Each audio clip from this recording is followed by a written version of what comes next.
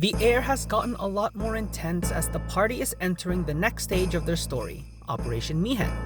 This operation is explained to them through conversations with the soldiers, along with Luzu and Gata, that the operation is meant to lure out Sin with its Sin spawn and attack it, hoping to get rid of it without the use of the final summoning.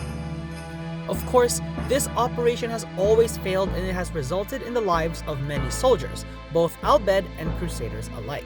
But this has not stopped them from trying to give that glimmer of hope that Sin can be defeated. The biggest surprise of it all was that Seymour ended up supporting this operation from what we saw, considering he is a Maester of Yevon and knows that this operation uses Machina that is against the teachings of Yevon, which also sees Al-Bhed as heathens. This revelation surprises Waka, who is surprised by the support but has no choice but to allow it to happen, even though he, along with the party and perhaps Seymour, knows of what will happen and is allowing it to happen for a reason. Isn't this operation against the teachings of Yevon? Aren't you gonna stop them? It's true. I should. However, both the Crusaders and the Al-Bhed truly wish peace for Spira. This Operation Mihen was born from that wish they share. Although it may be sacrilege to Yevon, their intentions are pure. And I, Seymour Guado, the person, not the Maester of Yevon, as a denizen of Spira, I wish them well in their endeavor. As the party make their way past Mushroom Rock Road, they are requested to the command center by Seymour Guado, to the surprise of no one, and the party proceeds. As they approach the command center, they come across Luzu and Gata. Gata, being young and ambitious, wants to fight Sin on the front lines, but is upset when given orders to protect the command center instead, which Luzu argues is also just as important. The party then call him out for not allowing Gata to be more involved in the operation. Luzu, on the other hand, reveals a major detail about their part. He was the one that convinced Chapu to enlist for the Crusaders. I'm the one who convinced him to enlist.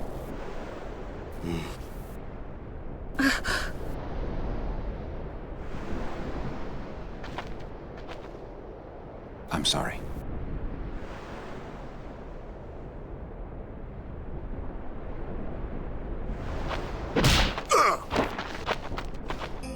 Of course, the piece is connected to Waka, as he had always wondered why Luzu went from wanting to marry Lulu after winning the Blitzball Cup to suddenly joining the Crusaders, a move that seemed to be out of nowhere in Waka's eyes.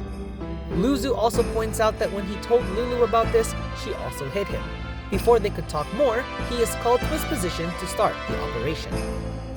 Luzu leaves before being stopped by Yuna, but of course Oren, believing that everyone should walk the path they decide to take, advises her to let him go, to which she does.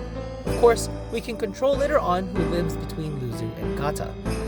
The next chance he gets, Waka calls out how hopeless this operation is and that the Al-Bhed and Crusaders will not only fail, which while Yuna cannot disagree, she also cannot deny the possible hope that the Al-Bhed and Crusaders have in this operation, despite its numerous failed attempts.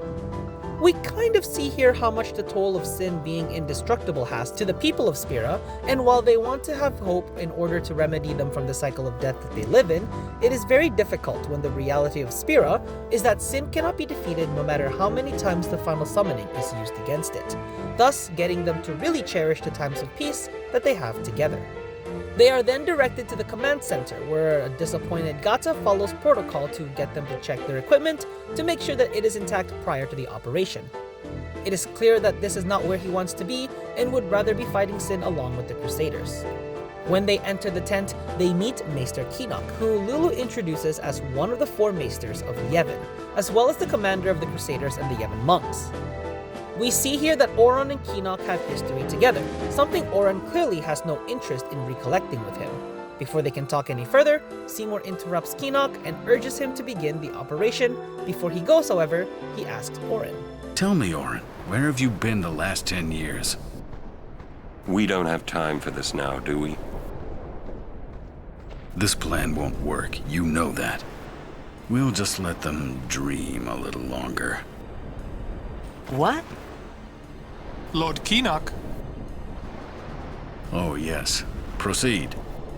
Before long, the party is ready to initiate the operation, but before that, you have a chance to talk to Gata and decide the fate of the two Crusaders.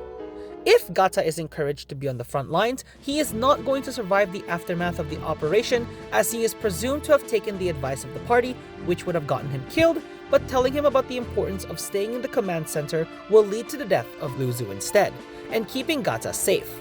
This little detail doesn't really affect the story as a whole, and whoever survives between the two will return to Besaid after the operation is over. Although I would have liked to see a follow-up in the story with Luzu if he was the one that survived the operation in terms of his history with Wakka and Lulu. At last, the operation now begins. Mr. Kinnock, please. Will Sin come?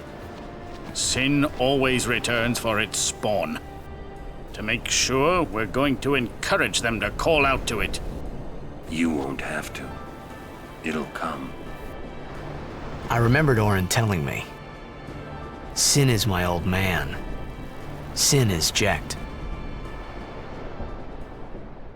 The Sin spawn trapped in the cage activates, and when it escapes in the party, it seems that they have fused and engaged in battle against our main heroes. After defeating the Sin spawn, Sin creeps onto the coalition, successfully falling for the bait of its Sin spawn. Unfortunately, the battle does not end up well, as Sin is simply too strong for the combined powers of the Al Bhed and the Crusaders.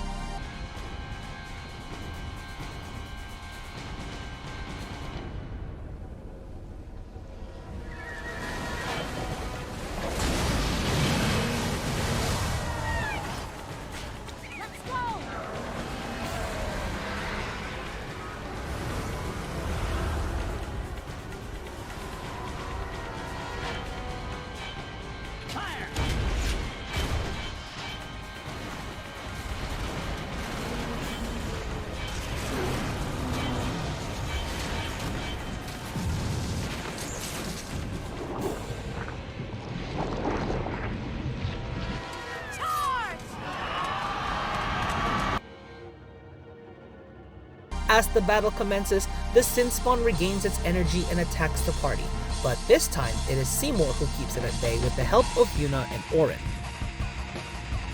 After defeating the Sin spawn for a second time, the Al Bhed then reveals their strongest weapon against Sin, and, well,